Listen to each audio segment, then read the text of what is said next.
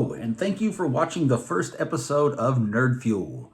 My name is Hassel, and I'm a lover of all sorts of tabletop games, and I was recently at Spiel Essen for the second year in a row. And since I've accumulated so many games, my wife suggested that I start a channel and do some reviews and make it worth my while. So sometimes I'll be doing playthroughs, sometimes I'll just be giving a general idea of a game along with my rating or score. And today I will be showing you guys SkyTeam. This game was produced by Scorpion Mask of Quebec, Canada. According to the website of Scorpion Mask, the release date of this game will be on 18 October 2023. And if I manage to do this right, it will correspond with the release of this video and the inauguration of this channel, Nerd Fuel. That's all purely by luck. I didn't realize that I had gotten this game early by getting it at Spiel Essen. So just by pure chance that this video will be coming out on the release day, I bought this on my own. There's no sponsorship or anything like that. So this game also on the box, there's a name here, Luc Raymond. I think I'm pronouncing that right. My French-Canadian accent isn't that great, but I'm assuming that is the creator or inventor of this game. Now, SkyTeam is a two-player cooperative game where each player is either the pilot or co-pilot of a commercial airliner. They must each make decisions based on hidden dice rolls on how they will successfully navigate the approach of different airports around the world, each with varying difficulties and different scenarios. Now, by looking at this, you may be saying to yourself, why wasn't this game set up prior to making a video? Why is he sitting here and we're just looking at the box? And that's a good question. And I feel that the setup of a game, especially the difficulty of setup, is very important to the game's enjoyment. So some games with very long, extensive setups, I'll prepare prior to making the video. Other games with easy and well thought out setups, I'll share with you in order to give you a good idea of the complexity or the lack thereof of the game. Setup is also one of the factors I'll be using for scoring games. On this channel, I've noticed that some channels dive into games without letting their viewers know exactly how long it's going to be to set up. They just go right into it, and they don't really mention that it took them 2 hours to set up the game before they could actually play it. Not that the setup is a deal breaker, but you know, it's just something you got to think about and take into account. But fortunately, the setup of SkyTeam, I don't know why I keep calling it Flight Plan, that Jodie Foster movie or whatever. But SkyTeam, the setup of SkyTeam is an absolute breeze, so I have no problem including this setup for you today. So let's dive into this. So one of the first things you might, oh, by the way, I already did all the cardboard punch outs. So you don't have to sit through that. We're just going to do the quick setup real quick here. And you'll notice there's two books here. There is the landing procedure. And this just pretty much gives you the rundown on how to set up the game and how to finish the first approach of the first airport in the game, which is Montreal Trudeau.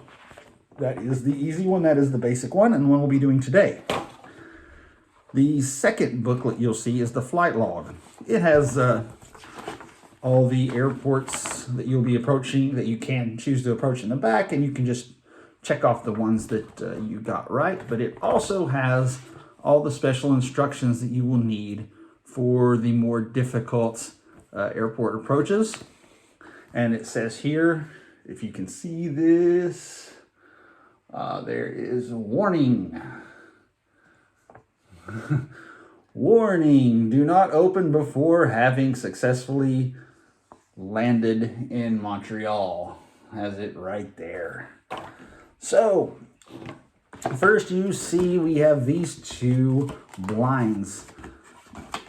This is where the blue one is for the pilot and the orange one is for the co-pilot. And this is just so they can hide their roles. I'm going to give you guys a brief rundown on how this game works. So the blue pilot, or the pilot, gets 4 blue dice, and the co-pilot gets 4 orange dice, and the black dice is used on some of the other more difficult airports with different scenarios, but we're not going to need it because we're just going to Montreal today. And we have, oh, looks like I've got a little bit of a mess in here. I need to 3D print myself an organizer for this game, it seems. So we will just put away these. I'll explain those later. We're not going to need them in this game, but we will be needing our altimeter. And these are all the different airports. These are the approach scenarios that you get from all of them. And here we are, Montreal Trudeau. That is where we are going. And in the middle here, you can see, oh, and also these cards, these are special ability cards, and those are also only go with certain designated airport approaches. So, as you see, we have the center console, or the HUD, or whatever you would like to call it, in the flight deck. And the first part of setup you do is you load in your approach and your altimeter. And then there's just a little paper baggie, which this game is very eco. Everything is either wood or paper except for this. The only plastic piece in this entire game, that is your roll axis. I was an aircraft mechanic for 20 years, so usually there is the roll axis, the yaw axis, and the pitch axis. In this game, you're only going to be dealing with the roll axis. Just for any of you other aircraft sticklers out there. So the first thing we're going to do here is on the Montreal Trudeau approach. It will have all these little airplane marks on it. And you will just put these little tokens on here that correspond with the correct number of aircraft. And these are the other aircraft that are going to be in your way throughout this flight. All right. And we also, see, this is why I chose to just do the setup for you guys live. Because you can just see how easy it is. These are your switches. These three are going on these are our landing gear switches, which usually in an aircraft you just have one handle, but this one you have a switch for your nose and your two mains. And these are the switches for your flaps, which also is usually just a handle. But hey, it's a board game. It's not real life. We can't be too picky about it. And these are for the, I'm going to call it, I am going to be a stickler here. I'm going to call this brake pressure instead of brake application, because you could do this step before you actually land the aircraft in this game. And it appears, oh, nope, there it is, not missing anything. All right, and then setup's almost done. We have one more thing here. We have these 3 coffee tokens. These are concentration. I'll explain to you in a bit what those are used for. And we have our little markers here. This orange and blue here. This goes on your aerodynamics, because your aerodynamics decrease as you put down landing gear and flaps. And this red one here is your hydraulic brake pressure, as I will call it in all of these videos. Because, you know, why not? That's just how I am. So, that's it. We are, for this particular setup, we are finished.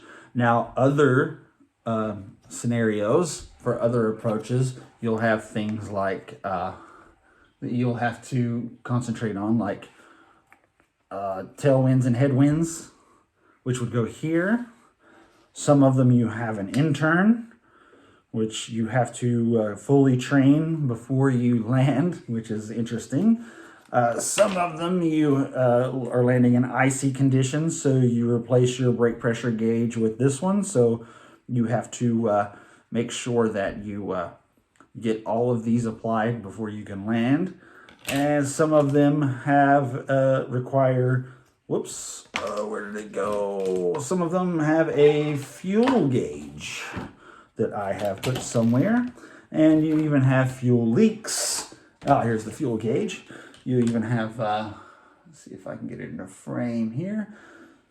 In some scenarios, you'll even have a fuel leak where you will steadily lose fuel based on your dice rolls. So, that being said, let's get started here so we can show you guys how to play this game. So, at the beginning of each round, both the pilot and the co-pilot, they're not allowed to discuss the rolls they get on the dice. This is a cooperative game. But they are allowed to have a conversation and make a plan before they start. So in the first round, there's not really much to plan out. Just try to get some of your switches flipped. Maybe try to clear out some of these aircraft that are in our way. Maybe start up some brake pressure. Just simple things like that. So also, in each round, you only have 4 dice. The blue sections can only be operated by the pilot, and the orange sections can only be operated by the co-pilot. So the pilot is in charge of flaps and brake pressure, 1/2 of the roll axis, and 1/2 of the airspeed. And also per round, the pilot can make 1 call to air traffic control, while the co-pilot can make 2 calls to air traffic control. So here we are, but these are mandatory. Every round, both the pilot and co-pilot must put a die on the roll axis and a die on the airspeed. So I'm going to play the role of both today because I happen to be alone today. There will be days where other people will be joining me on this channel. I promise. So it will not always just be me. So we both have our die here. So the pilot decides he's going to put a 4 on his roll axis. And then the co-pilot is like, okay, well, I'm going to put a 3 on the roll axis.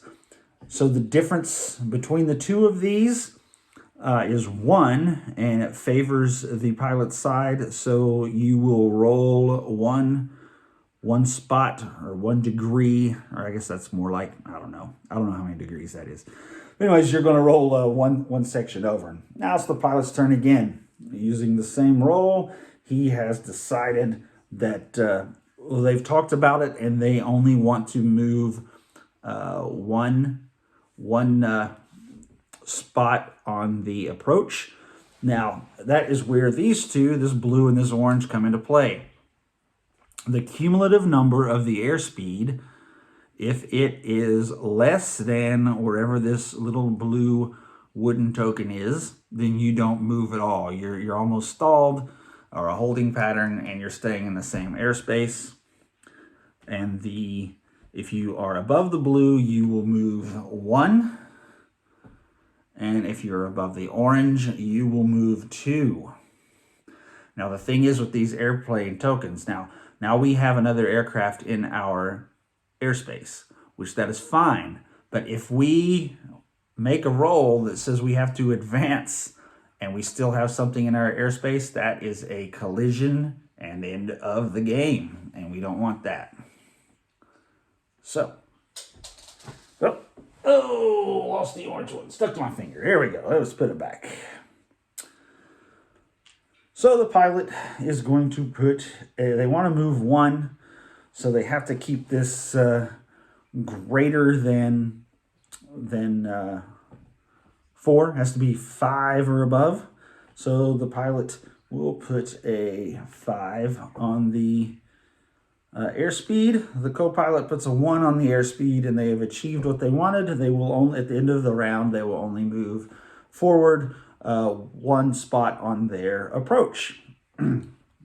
Next, the pilot decided he's going to take one of his 3s, and he is going to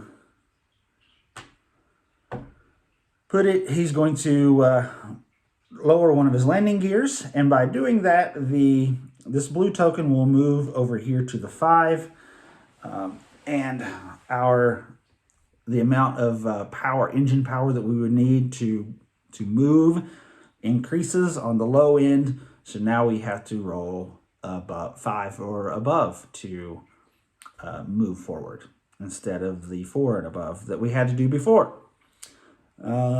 Likewise, so for example, the co-pilot will lower a flap and he moves the switch over, and the orange will move over 1. So now if they want to move 2 spaces, they would have to roll above a 9 or above a 9. So they'd have to roll a 10 in order to go 2 spaces. And that is how the drag works, or the aerodynamics, or lack thereof, works in this game. So they've done that. There's no rush to apply any brake pressure yet, and they can't anyways, because the pilot only has left for this round is a 3, and you need a 2 to start applying pressure to the brakes. And these have to go in order. None of these others really do, but that one does. So the pilot is going to use this and put it on this little coffee mark here. And by doing that, by brewing this coffee, that is our concentration. And at any point during the game, either player can cash this out to give one of their die a +1 or -1. And finally, the co-pilot decides, hey, I'm going to call air traffic control, and we're going to get one of those aircraft out of our way. And they both used all 4 of their dice, and now that is the end of the round. Okay.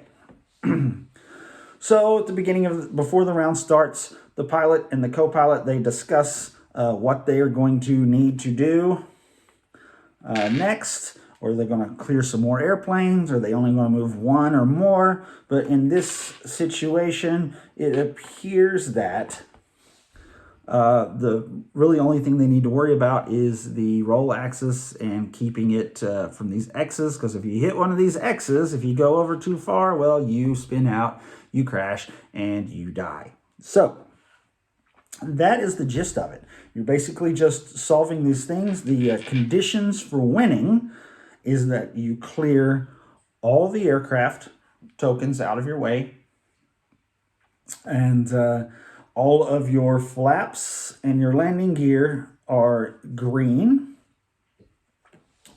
So let's just fast forward to the last round. So it's really important where I was talking about you can stay in one spot, move twice or move once, etc. So when you arrive to the airport, let's say we've cleared all of these airplanes. We throughout the time we've kept calling air traffic control.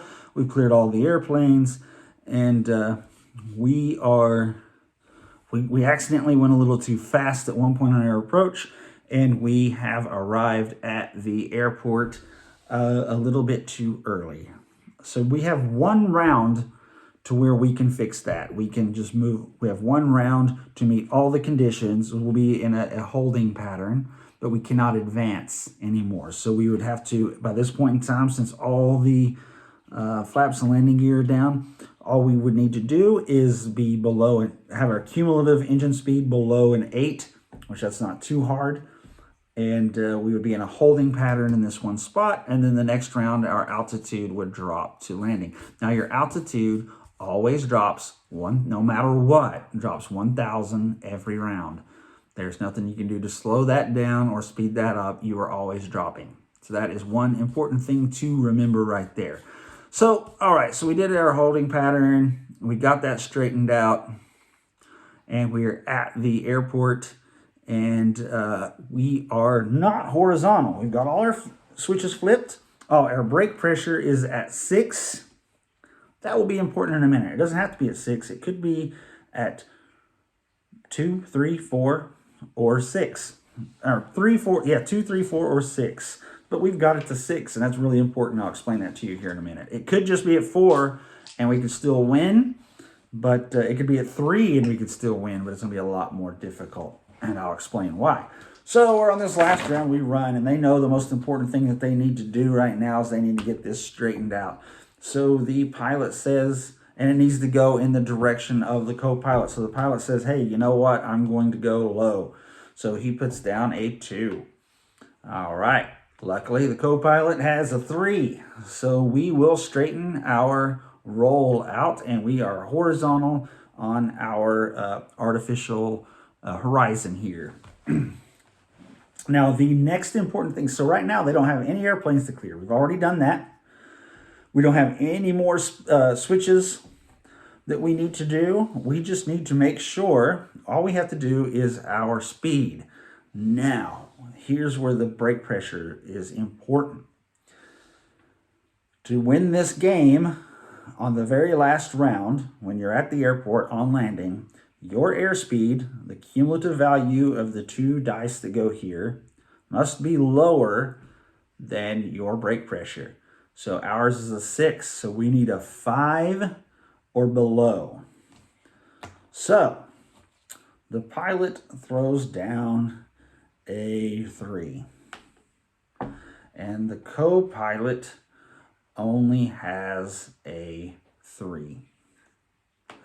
And that's a 6. That's not below 6. We would go off the end of the runway. We would crash. It would be horrible. But luckily, we have some concentration here. Remember this coffee that we had earlier? So we could spin that. We can turn this 3 into a 2. And now we have met all the conditions of landing the aircraft. And it's even on the little, if you check out these hides, they have a player guide there, as you can see. Hopefully, I'm getting used to this 2-screen thing here, so hopefully you can read that. But it says, you know, there are no airplane tokens on the approach track. Check. All your flaps and landing gear switches are showing a green light. Check. Your speed is less than your brakes. Check. Congratulations. Oh, and your axis is horizontal. Check. The passengers burst into applause. You've landed smoothly, and you have won this approach. Now, this was the beginner. This is the one that just they teach you with the game. Like I said, there's a whole bunch of other scenarios on here, difficulties. You have the green, which is basically easy. But this one, as you can see, it has these other things. So you actually have to turn your axis to advance in these and not crash, which is a little different. So sometimes you do have to steer around some things on this. So green is the easy, yellow is intermediate, red is difficult, and black is heroic.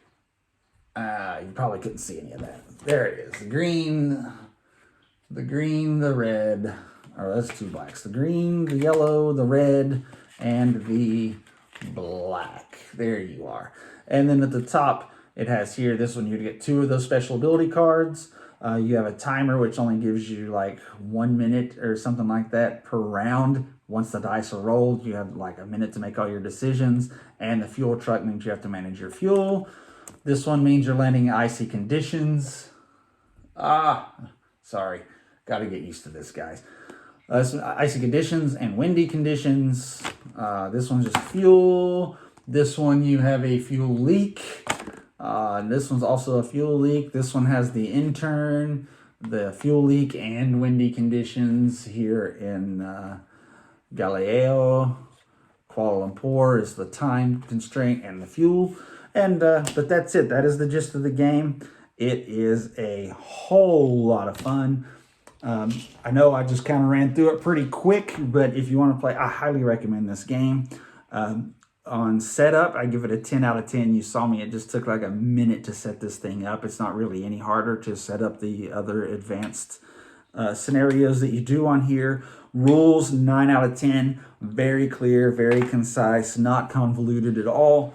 Very easy to follow, even for the putting the game together where all the stickers go and all that stuff. It's super simple, super easy. Fun, I give it an 8 out of 10, maybe higher.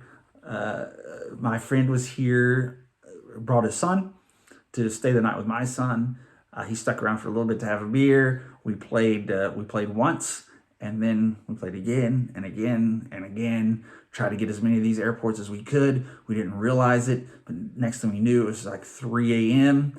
Then we woke up the next day because he just stayed here because, why not? Next day, wake up, and first thing in the morning with breakfast, we start playing the game again. So it's really cool. So yeah, 8 out of 10 on fun. Replay value, 9 out of 10. Obviously, we played it, several times. It's really cool that way as well. Aesthetics, I give it a 10 out of 10. It's really cool how you have this aircraft console here where you're moving things, you're flipping switches. It feels really interactive and really cool like that. You're doing all these little things with the dice, and you're flipping these switches and turning things on. It's really cool. It's a lot of fun that way. So that's 46 out of 50 points. That's a 92%. This game is an A. Absolutely, highly recommend this game. I can't wait to get some feedback from you guys after you play it as soon as you can get it, because as I said, it's releasing hopefully today if you're watching the video today. So go out there, have fun. Once again, thank you for tuning in to the first episode of Nerd Fuel. It would not be a YouTube video if I didn't bring up the Patreon. No obligation there. I'm still going to put these videos out, but it helps pay for the time and the equipment and things like that, and better production value later on. You can check it out. I'll have the link to that in it's in my bio, but I'll also put it in the description of this video. Thank you very much, and you can also email me at buythemeeple@gmail.com. And thanks a lot, and good luck, and I will see you guys next time.